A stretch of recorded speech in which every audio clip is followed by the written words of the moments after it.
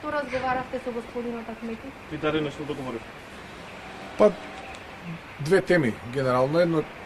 Еден час траеше средбата. Првата тема беше спорот со нашиот источен сосед, каде што јас ги повторив нашите тези, принципиалниот став да се почитува резолуцијата усвоена од парламентот, да рекол едногласно од сите политички партии, изрази загриженоста од фактот дека колку повеќе ги напуштаме нашите преговарачки позиции, толку повеќе барањата од страна на нашиот источен сосед се поголеми и на тој начин само се уништува преговарачката позиција, ништо не се добива за возрод и цениме дека и јас лично и како ВМРО ДПМН дека треба да се напушти принципот на коленичење и сервилност. Треба да покажеме карактер и треба да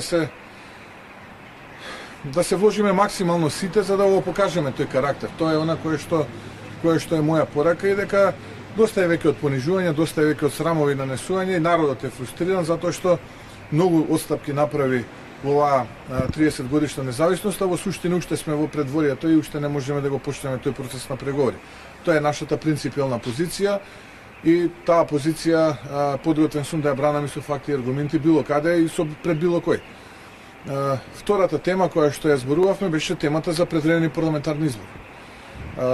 Имајќи предвид дека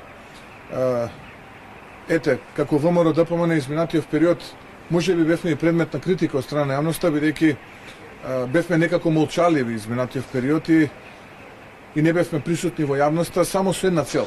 Свесни дека ќе има критики од страна на јавноста, но само со една цел, ние да не бидеме причината за да си најде некој изговор дека ВМРО ДПМН е тој кој што ќе е виновен зошто ние не ја добиваме датата за почеток на преговорите.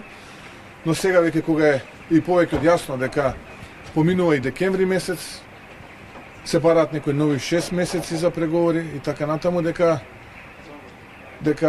едноставно последниот адут кој што го имаше оваа влада заминува во неповрат. Имајќи ја предвид состојбата во општеството, криминалот и корупцијата, нефункционалните институции, недисциплината, лошата економска состојба, кризната енергетска состојба, државата и уште многу други фактори кои што негативно влијаат.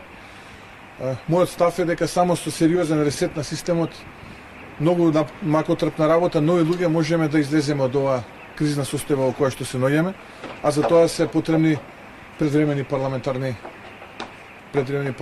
избори.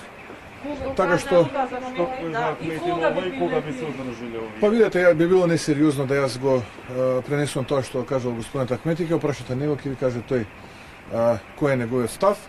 Јас само го кажувам мојот став и ставот на ВМРО ДПМН дека предвремени парламентарни избори треба да се случат час поскоро од овие причини и овие аргументи кои што ги имаме. Сепак ВМРО ДПМН во моментот е политичка партија со најголема пратеничка група, со најголем број градоначалници, со најголем број советници, има и политичко право и кредибилитет да бара предвремени парламентарни избори, бидејќи победи на два пати на локалните избори и во првиот и во вториот круг убедливо.